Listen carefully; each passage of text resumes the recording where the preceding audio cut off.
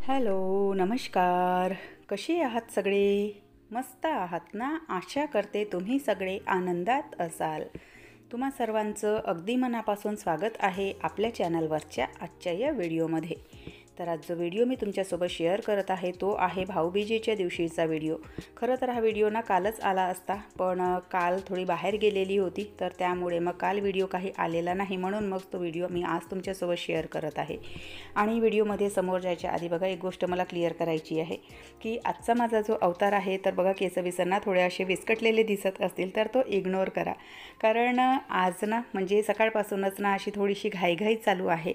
आज घरी पाहुणे येणार आहेत, माझ्या ननदबाईचा मुलगा आणि मुलगी म्हणजे माझा भाचा भाची आणि ननदबाई.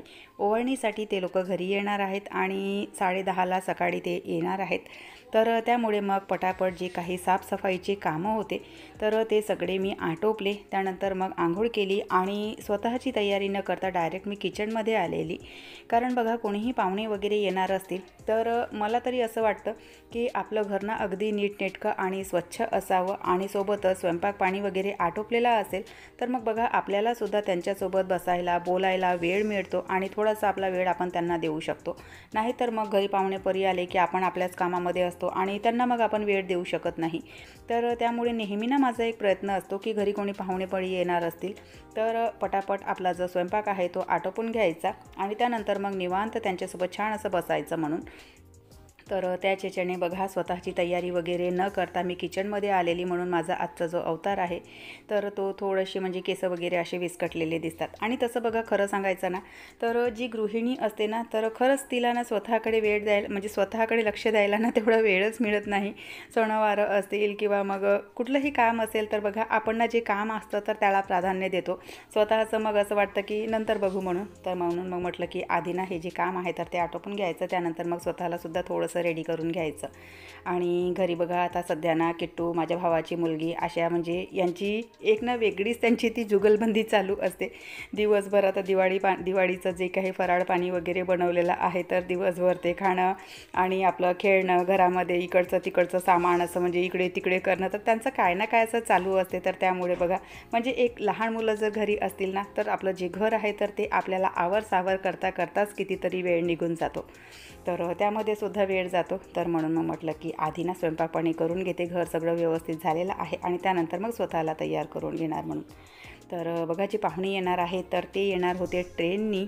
तर किट्टू, तिचे पप्पा आणि आरू म्हणजे माझ्या भावाची मुलगी, म्हणजे ती आता दिवाळीच्या सुट्ट्यांमध्ये इकडेच आलेली. 2 वर्षापासून तिची जी दिवाळी आहे तर ती इकडचीच होत आहे, कारण बघा जर आपल्या सोबतीचे कोणी मुलं असतील तर चांगलं वाटतं आपल्यालासुद्धा त्यांच्याकडे. तर त्यामुळे मग किट्टू आणि त्या दोघीही एकच वयाच्या आहेत, त्यामुळे मग तीसुद्धा इकडेच दिवाळी करते आता 2 वर्षापासून. तर स्वयंपाक जो आहे तर तो जवळपास आटोपत आलेला, फक्त पोळ्या तेवढ्या शिल्लक राहिलेल्या होत्या आणि हे लोक गेलेले आहे स्टेशनवर पाहुण्यांना घ्यायसाठी. तर म्हटलं पोळ्यांना नंतर बनवून घेणार, आधी स्वतःचा जो गेटअप आहे तर तो थोडासा चेंज करून घेते म्हणून. तर आज मी ड्रेसच घातलेला. मोस्ट ऑफ द टाईम माझ्या घरी म्हणजे मोस्ट ऑफ द टाईम नाही, प्रत्येकच वेळेला सासरची कोणी मंडळी येणार असतील तर मी साडीच घालते. म्हणजे माझ्या इथे खरं सांगायचं तर बघा सासरचे जे कोणी पाहुणेपरी वगैरे येणार असतील तर त्यांच्यासमोर म्हणजे ड्रेस एकतर चालतही नाही आणि मी स्वतःसुद्धा ते घालत नाही. पण आज माझे नंदई म्हणजे ननदबाई आणि भाचीच येणार होते, नंदई काही येणार नव्हते. तर त्यामुळे मग म्हटलं की ड्रेसच घालून घ्यायचा म्हणून. तर स्वतःला थोडंसं तयार करून घेतलं आणि त्यानंतर बघा लक्ष्मीपूजेच्या दिवशी जी मी पूजा ठेवलेली होती तर ती पूजा दुसऱ्या दिवशी म्हणजे जी गोवर्धन पूजा असते त्या दिवशी उचलायची असते, पण त्या दिवशी काही मी ती पूजा उचललेली नव्हती. तर म्हटलं आज भाऊबीज आहे तर भाऊबीजेच्या दिवशी ही पूजा उचलून घ्यायची म्हणून, कारण मग 1-2 दिवसांनी मलासुद्धा गावाला जायचं होतं आणि मग पाहुणेपरी वगैरे घरी असतील तर आपल्यालासुद्धा वेळ मिळत नाही. तर म्हणून मग म्हटलं की पूजा ना उचलून घ्यायची. तर बघा इथली जी पूजा म्हणजे जी पूजा आहे तर ती उचलायच्या आधी ना दिवावात करून घेतली, अगरबत्तीने वगैरे ओवाळून घेतलं आणि त्यानंतर मग पूजा उचलायला सुरुवात केली. तर इथले जे धान्य आहेत तर ते धान्य बघा आपण ना म्हणजे आपल्या धान्याच्या याच्यामध्ये टाकायचे असतात. तर ते धान्य जे आहे तर ते मी आता म्हणजे आपण जे ही धान्य शिजवतो, ते जे अनाज पाणी आपण शिजवतो तर त्यामध्ये ते टाकणार आहे. आणि त्यानंतर इथला जो नारळ आहे तर नारळांना मी विसर्जनामध्ये टाकते. बरेच लोक फोडतातसुद्धा, फोडूसुद्धा शकतो आपण, पण बघा त्या नारळाला आपण देवी आईचं स्वरूप मानतो आणि त्याला मग फोडून खाणं तर मला काही ते योग्य वाटत नाही. तर म्हणून मग फोडण्यासाठीचा नारळ मी वेगळा ठेवते आणि जो कलशाचा नारळ असतो तर त्याला मी विसर्जनामध्ये टाकते. आणि इथले जे काही तांदूळ वगैरे असतात तर त्यातले बघा थोडेसे तांदूळ पक्ष्यांना घालायचे आणि थोडेसे जे तांदूळ आहेत तर ते आपल्या साठवणुकीच्या धान्यामध्ये किंवा मग आपलं जे रोजचं खाण्याचं धान्य असतं तर त्यामध्ये सुद्धा आपण ठेवू शकतो. कारण बघा हे धान्य जे आहे आपण साठवणुकीच्या धान्यामध्ये टाकलं तर त्याला बघा कधी पाणी वगैरे लागतं, कधी काही लागतं, तर त्यामुळे साठवणुकीचं धान्य खराब होण्याची भीती असते. तर म्हणून मग ते जे धान्य आहे तर लगेच त्यांचं काहीतरी बनवून ते खाऊन घेतलेलं बरं असतं. बरेच लोक बघा ही जी पूजा आहे तर ही 5 दिवसापर्यंतसुद्धा ठेवतात, पण मी 5 दिवसापर्यंत काही ठेवत नाही. कारण मग बघा आता ना मुलांची शाळा वगैरे ना लवकरच चालू होते आणि मग आपल्यालासुद्धा गावाला जायचं असतं ओवाळणीसाठी. त्यामुळे मग 4-5 दिवस कधीकधी म्हणजे उशिरासुद्धा जाणं होतं आणि कधीकधी लवकरसुद्धा जाणं होतं. तर त्यामुळे मग 5 दिवस ही पूजा मी काही ठेवत नाही. दुसऱ्याच दिवशी ही जी पूजा आहे तर ती मी उचलून घेते, म्हणजे जी गोवर्धन पूजा असते दुसऱ्या दिवशी तर त्या दिवशी उचलून घेते. आम्ही जेव्हा भंडाऱ्या साईडला राहायचो तर बघा शेणाने ना छान असा गोवर्धन पर्वत वगैरे बनवायचो, पण इथे शेण वगैरे कुठे मिळत नाही. म्हणजे माझ्या सासूबाई बनवायच्या, जेव्हा त्या व्यवस्थित होत्या त्यावेळेला त्या बनवायच्या आणि त्याची मग सकाळ सायंकाळ अशी पूजा व्हायची. आणि जे गोधन आहे तर ते सुद्धा 5 दिवस घरी ठेवलं जायचं. पण आता इथे आलो तेव्हापासनं जे गोधन वगैरे टाकणं आहे, गोवर्धन पर्वत वगैरे बनवणं आहे तर ते आम्ही बंद केलं. कारण इथे ना शेण वगैरे काही मिळत नाही, त्यामुळे मग म्हटलं की असू द्या. तर बघा पाहुणेसुद्धा आलेले आहेत, त्यांचा चहा पाणी झाला, जेवणं खाणं झालं आणि त्यानंतर मग ही आहे सायंकाळची वेळ. तर सायंकाळच्या वेळेला ननदबाईने अक्षित लावायला सुरुवात केलेली आहे, म्हणजे ओवाळणी करायला सुरुवात केलेली आहे.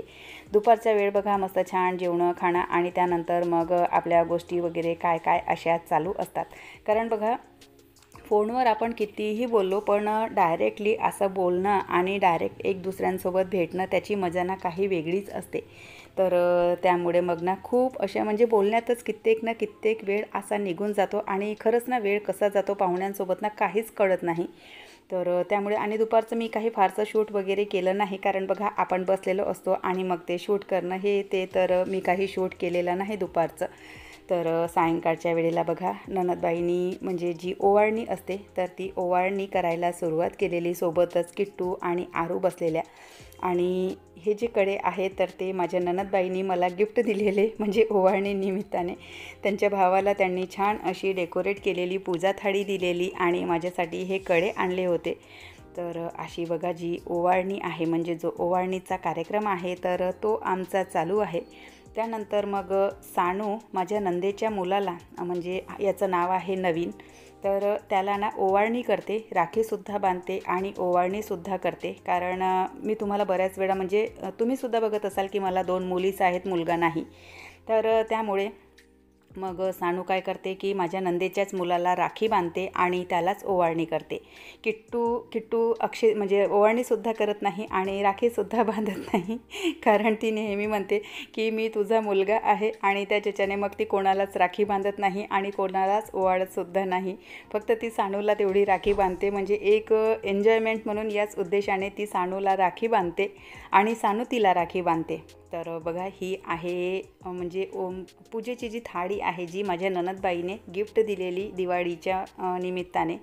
तर ही ती थाळी आहे आणि पूजेसाठी बघा खूप सुंदर आहे. आणि ही जी थाळी आहे तर ती माझ्या नंदेची मुलगीच बनवते, म्हणजे माझी जी भाची आहे तर तिने छान असे काय असे जे कोर्स असतात तर ते केलेले आहेत. तर थाळी डेकोरेशन, पार्लरचं कोर्स आणि बरेचसे काय तिचे असे उद्योगधंदे चालू असतात. तर बघा जेवणं खाणं वगैरे सायंकाळचं आटोपलं आणि मग रात्रीच्या वेळेला पुन्हा आमचा इथे टाईमपास चालू आहे. तर बघा तिनेच ना सगळ्यांना अशी मेहंदी लावून दिली आणि आमचा झोपण्याचा जो अरेंजमेंट आहे तर तो आम्ही मस्त छान असे हॉलमध्ये ना गाद्या वगैरे टाकतो आणि सगळे असे एकत्रच कित्येक वेळपर्यंत आमच्या मीटिंग चालू असतात, बोलणं चालू असतं आणि याच्यामध्ये बघा रात्रीचे 12 आणि 1 कसे वाजतात काहीच कळत नाही. तर चला असा माझ्या फॅमिलीचा जो एन्जॉयमेंट टाईम आहे तर तो मी तुमच्यासोबत शेअर केला. व्हिडिओ इथेच संपवते. आवडल्यास लाईक शेअर सबस्क्राईब करा. बाय. हर हर